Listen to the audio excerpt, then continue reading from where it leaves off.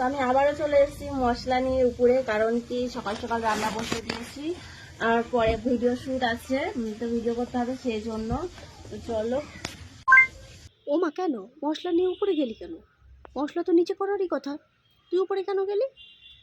এত কষ্ট করা আছে তোর বল? এই যে উপরে গেলি, বাসনপত্র ধোয়া লাগবে, মিক্সচার মেশিন ধোয়া লাগবে, কারেন্ট বিল উঠবে, কি দরকার তোর? নিচের ওটা তো এখন আর ফুটো নাই, ওটা তো খালে পরিণত হয়েছে। তা মশলাগুলো ওই যে আদা রসুন পেঁয়াজ সব তো ওর মধ্যে দিয়ে তারপরে বাঁশ দিয়ে 2-4টে গুঁতো মারলেই তো মশলা হয়ে যেত। তারপরে যে যা রান্না করবি সেই জিনিসগুলো ওর ভেতরে ঢুকায় এরকম একটা ঘুটানি দিয়ে বের করেই কড়াইয়ের মধ্যে দিয়ে দিতি, একদম ফ্রেশ রান্না হয়ে যেত। তারপরে বাথরুমে গিয়ে একবার মুতে দিতি, ব্যাস তোর বাটি পরিষ্কার হয়ে যেত।